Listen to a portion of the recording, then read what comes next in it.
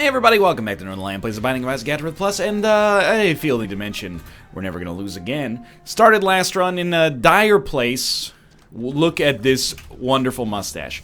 4 FTA V31B, and then we made it work, and we got a pretty simple start here.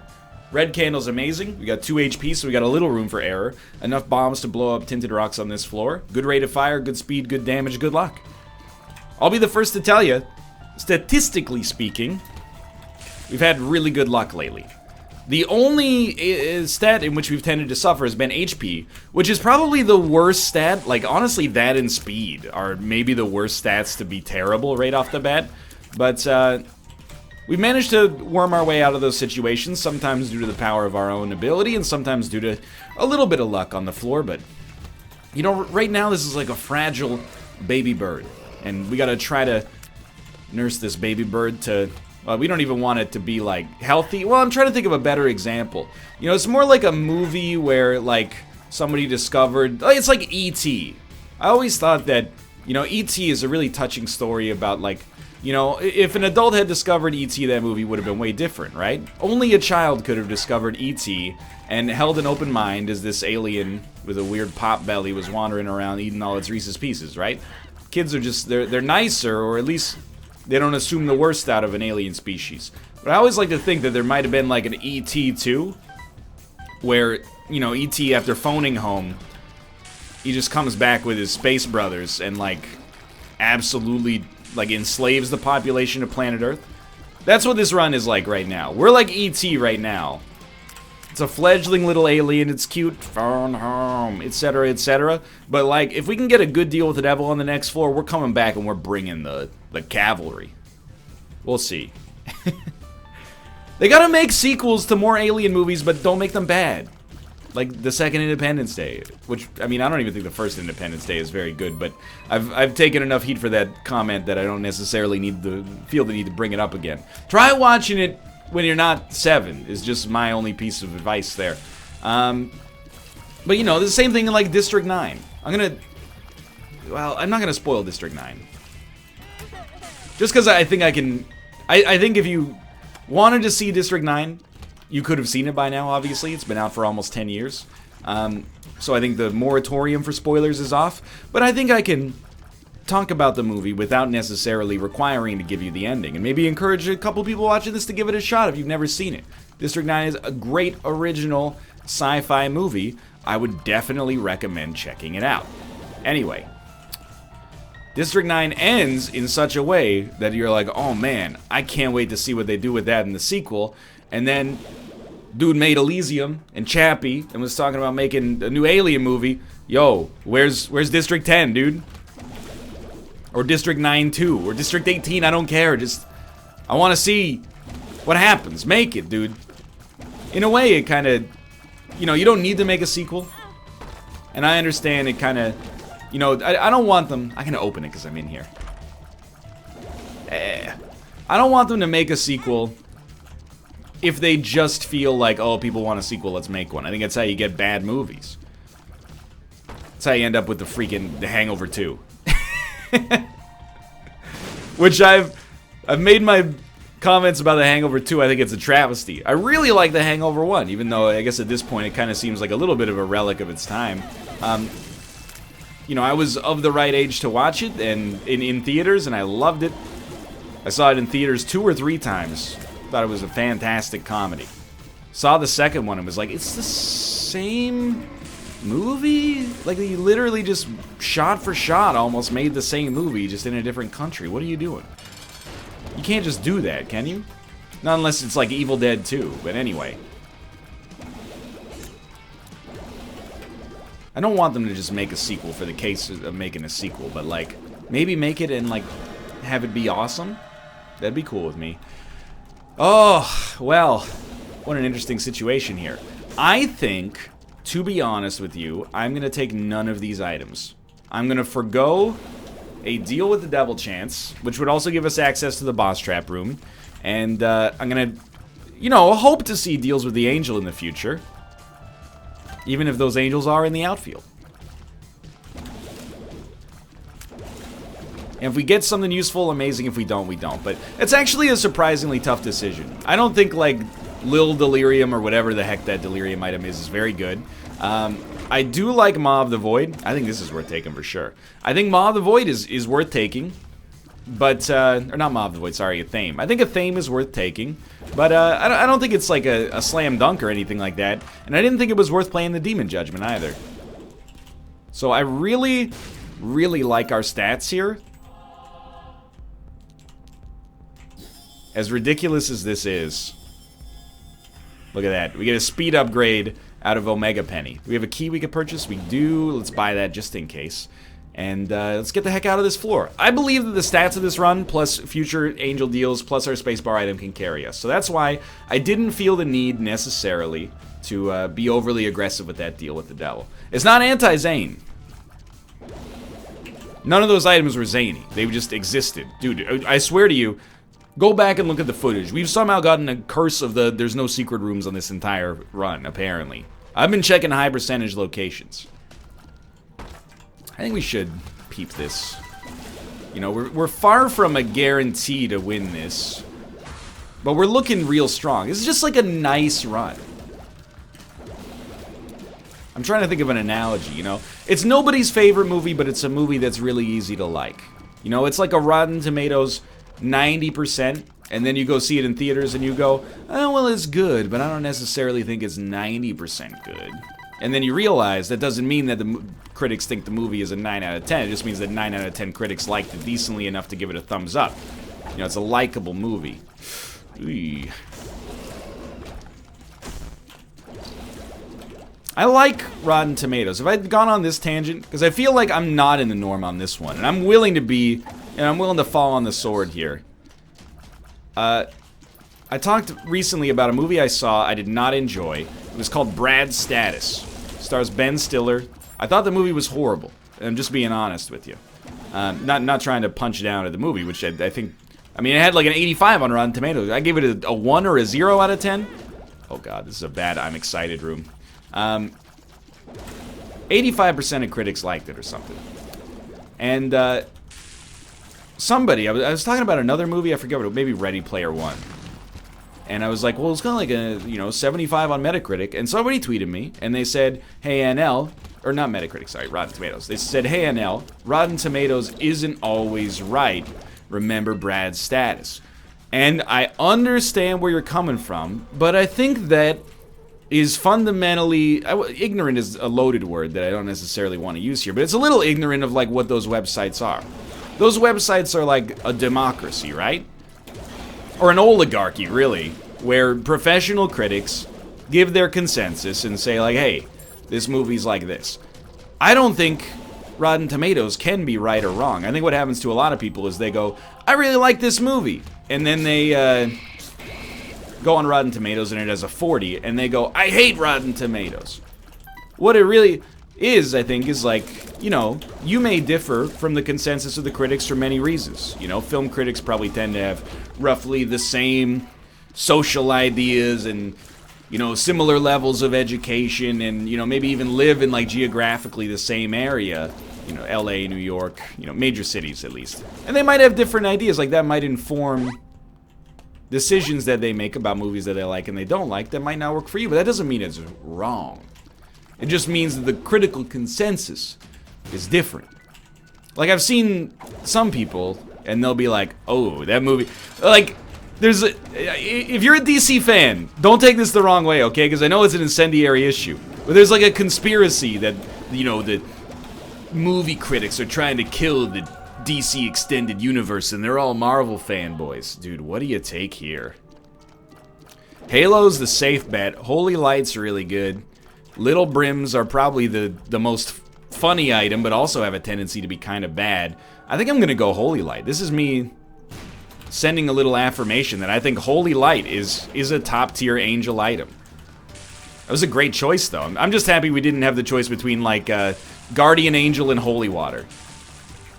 Many people might disagree with that decision. I'll level with you. My second choice was Halo. Third choice was the weird spaghetti brims. But, you know, it's just...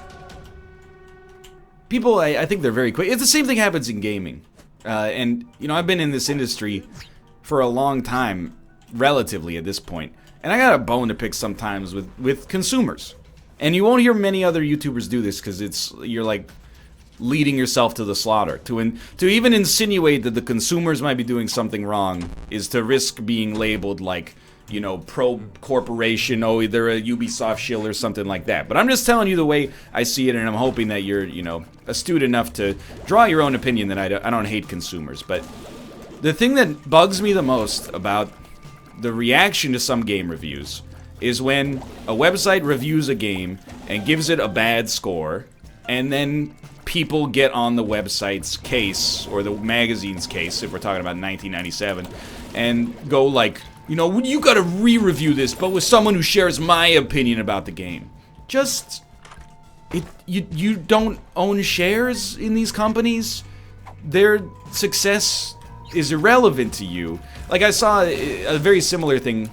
Well, there were two things that kind of, like, made me want to talk about this. One of them was, there's a guy who works at Xbox, and he was like, what should I stream this weekend? I think I'm gonna stream God of War. And people got in his mentions and were like, a lot of people came to his defense, by the way. This is not, I hate when people mischaracterize an event like this and go like, thousands of people were being mean to him and nobody came to his defense, you know, like, there were a lot of reasonable people. And I think he took it well, but they were like, dude, you work for Microsoft and you're gonna stream a Sony game? Like, are you out of your mind? Like, he's a person. He's a person who likes video games, and, you know, if Microsoft doesn't have a problem with him streaming this in his downtime, then why should you, you know? I just don't the idea is that, like, yo, bro, I've been arguing with Sony fanboys online for years, and you're making me look real bad right now. It's just, it's crazy to me, the fact that, you know, there's so much tribalism in gaming about stuff that matters like literally 0% unless you're an executive at one of these companies. The other one was IGN reviewed Radical Heights, which is the new Cliffy B Early Access Battle Royale, and they gave it a 5. And people, and by the way, I think that game is kind of bad. So I agree with IGN, but I also accept, you know, a friend of mine, Corey, twitch.tv/FlackBlag, he's been playing it, and he was like, this is not a 5 out of 10 game. I've been enjoying it. It's like, it's on polish, but maybe it's like a 6 right now, and it could get better. But the response from some people was just mind-boggling. Like, you like the game, IGN gives it a 5, you're gonna go start harassing the dude who wrote the review, being like, how many wins you got, bro? How many wins you got in this game? Well, if you don't have at least 5 wins, then you can't give... Hey, it's in early access, you know? Despite the fact that you can purchase it, it's above criticism. Just slowly... give the critics a little bit of a break. They're the consumer advocates. If you have a problem with a critic giving a game... Oh, dude, we're lucking out on these deals of the Angel right now. I'll do it, but I hate to lose Red Candle.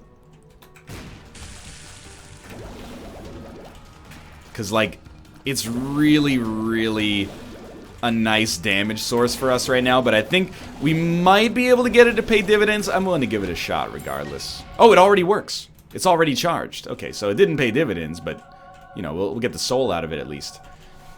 It's one thing if a critic gives a game a score that you think is too high.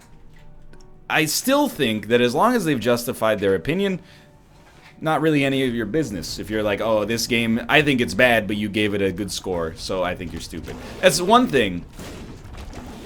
But when people are like, hey, I think this game is good, and you gave it a bad score, I'm like, why do you care? Are you on the executive board? Like, it's the problem with game reviews to some extent, is people don't read them, they just look at the score, and they don't really care about the score in so much as it informs a decision. They just want it to be like, this affirms my opinion of this game. Hey, I spent $60 on this game and you gave it a 7. You're stupid. Have you ever played any other racing games in your life before? You know? You can be condescending to reviewers sometimes. It's not cool. They're trying to help. And the same thing, to some extent, I've seen it in movies as well, but I don't exist in that industry. So I'm a little bit less informed. But all I'm saying is be nicer to critics, and don't assume that just because they disagree with you, they have some kind of agenda. I understand that kind of stuff has been prevalent certain spheres in the gaming industry over the past, 4 or 5 years. But, and some sites, they cover things with a certain bend to them. There's sites that I don't even need to name. They'll review things through a more liberal lens, and there's sites that review things through a more conservative lens. But in the end, it's actually, at least I feel, that's useful. Like, I know Polygon catches a lot of heat, because, they'll review a game like Bayonetta 2, and they'll dock it a point for having sexy outfits. I don't agree with that, but, when you read just knowing the slant that they take is useful, because you can be like, hey, they like the game, and then the criticisms that they knocked the game for, I don't agree with, so I feel like that's still a useful piece of criticism. Sure, maybe if I worked on the game, I might be like, really? But as a consumer, which is who the website has an allegiance to beyond the publisher, I think it's useful. If you know a website, leans a certain way socially, and they review a game like X, you can decide for yourself whether those criticisms are relevant to your worldview. But what happens instead is people, take the review and post it around and go, this is outrageous. And maybe that works fine as well. I don't know, dude. I'm just saying, Radical Heights is not that good. And I encounter it now and then, because there's like two different sides of things. If you play something in early access, there will be people who go, oh, I don't play unfinished games. Please stop glorifying early access. It's poison that's killing Steam. And at the same time, I encountered this with Slay the Spire, and it drove me friggin' crazy. But you play Slay the Spire, and you'll be like, man, I love this game. I think it's like maybe actually a 10 out of 10, but I would love for them to add more relics, and you'll get like these... Don't take this the wrong way. You'll get like keyboard warriors. They're like, leave them alone. The game's still in early access. They have plenty of time to add more relics. And you're like, yeah, I know. I love it. I talk to them on Twitter. I think the game's... I play it every day. It's like the game I look most forward to.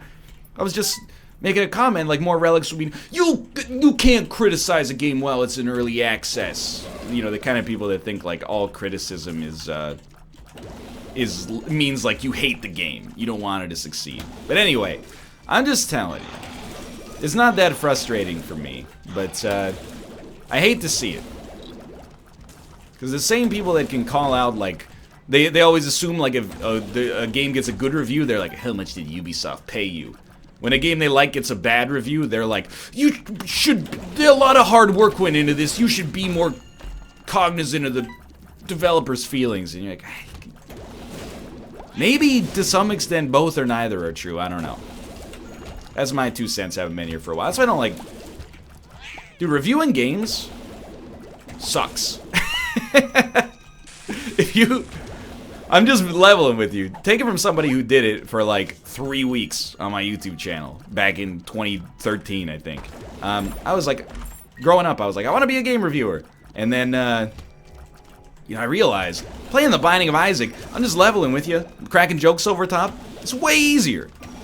Here's like the typical loop for a game reviewer. I'm not saying it's as bad as like hauling hot gravel or something like that, but alright, a new big RPG is coming out. The publisher, they're dragging their heels. They give you review code like 4 days before the game actually comes out, and everybody wants to read reviews as soon as the embargo pops. So you're like, well, sorry, Jim. You have to spend like 40 hours over the next 4 days clearing absolutely everything in the game. On top of that, with those 40 hours, you gotta write the review. The game might not actually be any good, but then you write the review. That might take you a few hours. It goes to your editor. The editor passes back some edits. You edit it. That's another few hours. Run Depths 2? Yes, give me boss room access, please.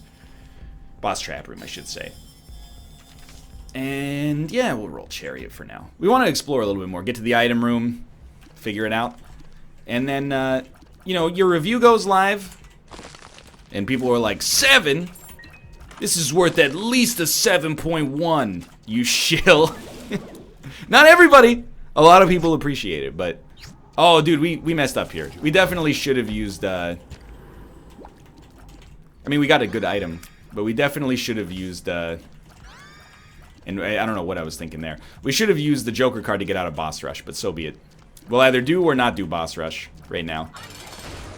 And for the most part, you kind of, like, you get paid crap, it got to the point, like, I was playing short games and reviewing them. Like, I beat Metal Gear Rising Revengeance, and reviewed it. I gave it a 3. I beat DMC and reviewed it. I gave it a 3.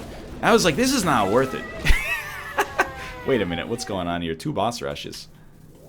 By the way, I think I was wrong on both of those games, in hindsight. I think they're both 4s. Rising in particular, Revengeance in particular, has had a great long tail retrospective, and DMC I think is way more well liked now that we're past the period of people being mad about Dante having short hair or whatever. But that's why I feel for critics, dude. Are they perfect? Nah, but it's a harder job than people give it credit for. I'm being sincere with you. You might think if your dream is to play video games for a living, YouTube and Twitch is where it's at, man. Being a games critic strikes me as being pretty frustrating for the most part. But anyway, that's my pro industry shill side of the video that I don't know. Maybe nobody cares about, or maybe some people care about it. I'm not gonna realistically say everybody cares about it, but always when I see people being mean to critics, man, I'm like, they don't make that much money for the most part. And, you know, they probably spent their whole weekend playing this game. They know more about it than just about anybody on Earth except for the developers right now. And they get people up in their mentions like, you should have given this game I haven't played a higher score because I pre-ordered it. PJs. Well, it's kind of useless. This runs a little too fast, actually. I'm not going to guarantee a Hush fight, and you're going to think that it's because I want to finish the run quickly. You're wrong. Right now. It's because my stats don't really make it conducive. Like, our DPS stats are kind of not great. Little Brim is doing amazing work, and Red Candle's incredible. That'll carry you to an easy victory, but it doesn't guarantee you, like, diplomatic immunity against Hush. Plus, that was bad. We're very likely to fight Mega Satan, so I want to preserve a little bit of HP. But anyway, that's my... I feel the need sometimes to offer a defense of critics. Because the alternative to critics is trust yourself, which is great if you have access to all the games that you want in all the movies and, you know, etc., etc. But the other one from that is trust user reviews. And I'm like, dude, user reviews are 10 times more susceptible to garbage. Why is this guy immune to stepping on spikes? I didn't know that. Nice little touch there. Again, my number one thing with user reviews is you go, the relative amount of 10s and 1s is always ridiculous. You give something a 10 if you like it. You give something a 10 if you think that it's an 8, but the user review average puts it at like a 7. You're like, oh, I gotta balance it out here. You give it a 10 because it's an exclusive on the console you own. And you give something a 1 even though you don't own it because it's an exclusive on a console you don't own. You know, it's just, that kind of stuff is way more susceptible to bias, in my opinion. But people are like, I don't trust the critics, they're all paid off. Well, they do work, I guess, but I don't know, maybe some of them are, but I don't believe it. Not reputable websites, because you catch too much heat for it. It's always crazy to me that people, like some Twitch streamers, and this is really now is getting uncomfortable because I'm eating my own, but some Twitch streamers, you know, they have the attitude of like, don't trust the established media. They're getting paid to say positive things about games, and then the next day they're like, by the way, doing a sponsored stream tomorrow? Now, I've done sponsored streams, and I will continue to do them when the deal is right, and the game is decent, at the very least. But at the same time, you gotta have a certain sense of self-awareness that if you're gonna, you know, call out other people for being paid off, kind of calls your integrity into question when you do a sponsored thing yourself. We will take Gimpy. We will take Maw of the Void, and I'm not playing that guy. Get me out of here. Again, HP, damage, etc., etc. This is not a Hush run. It's a Mega Satan run. I'll hit you with one of those optional bosses. But I've gone on this pseudo rant many a time in these videos, so I'll digress now that we're 85% of the way through the video. And that's why I like my own little niche that I've carved out here, where I just, you know, boot up Isaac. Still people who like watching it, which is amazing to me. And you know, crack some jokes over top, and you know, that's 1/6 of my workday done. That's incredible. Always think about the game reviewers when like a 70-hour game that kind of sucks comes out, and you're like, I'm sure being a game reviewer is dope when you get like the new Zelda 3 weeks before it's supposed to come out. You got plenty of time to play it, and you're talking with other people in the know, and it's like you got a great little secret between you. Because I've been there, like Dark Souls 2. I know that it's not the most respected game in the franchise, but that was a lot of fun for me, Josh, and Nick to get that early and be like, you know, discovering secrets together and working it through. But I bet it sucks when, like, it's January and a 30-hour garbage game comes out, but you have to beat it in order to be able to really talk about it. Otherwise, people, you know, undermines your game cred. So I have sympathy for that. That's all I'm trying to say. Then find a critic who, you know, lines up with if you're not going to use Metacritic or Rotten Tomatoes or anything along those lines, find a YouTuber, find a writer, you know, somebody that matches up with your worldview roughly, and then look at their reviews. I hope that's what people use like Let's Look At for. Is like gameplay footage, and then they're like, I know what NL likes, for the most part, so I can feel confident going into this that if he likes it, there's a chance I'll like it. Or maybe, you know, it can be just as valuable. There are games critics out there, especially in the YouTube space, if they start to champion something, sometimes it's amazing, but sometimes I'm like, there's a pretty good chance that I don't think this is going to tickle my fancy. And I'll tell you, again, I don't believe that there's necessarily an objective truth in games, and this is, I'll tell you why. TB many times has told me, like, hey, you got to check out this roguelite, it's amazing. And then I check it out, and I'm like, I don't think it's that good. He's not wrong, he just has something different that he's looking for. So I kind of, like, I think it's equally useful. If I see TB say, like, hey, I really like a roguelite, I'm like, I think that right off the bat I might know that he likes different systems than I do for the most part. So it can be useful to have a critic you also not necessarily disagree with, but just knowing their tendencies can help you make an informed decision. Life's too short to get bent out of shape over what, you know, this website gave the new Telltale game. Who cares? Unless you work at Telltale, in which case, yas, queen, slay. Alright, we're looking like a fool with our pants on the ground. On the chest already, 24 minutes in. How many different kinds of jars can we get? Are we the queen of cans and jars like Bob Pollard?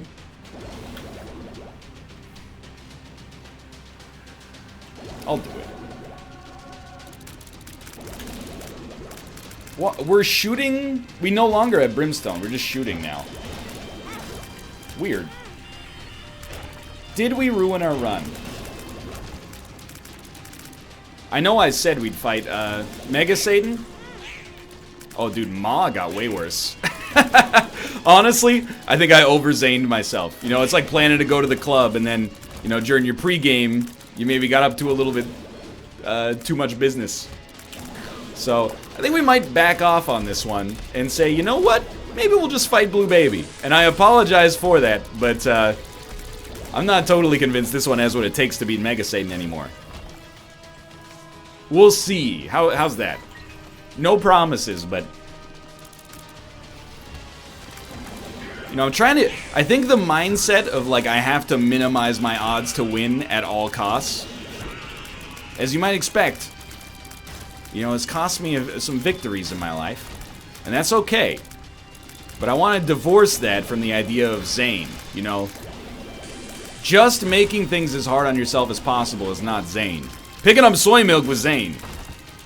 We should probably dump left hand, huh? We have enough luck to expect to get some chess. Sometimes Zane... It is a river, and it flows from me to you. Some say Zane, it is distracting. No. Hey, okay, well, we'll beat Blue Baby first. My expectation is that we'll probably finish the run there, because, you know, I think if you search your brain and not your heart, you will find that this is a situation in which we're way better off looking at the empirical evidence and being like, we're gonna die if we fight Mega Satan. I respect what the angel statues have done for me over the course of the run, But we've almost deliberately made our run a lot worse there. I think we would have had no problems fighting Mega Satan right off the bat, but the soy milk pickup, I rolled the dice and didn't work out. So for now, thanks for watching. Hope you enjoyed it. If you did, click the like button, and let me offer this mea culpa here. 24 wins in a row. 25's coming up next, hopefully. Thanks for watching, and I'll see you next time. See ya.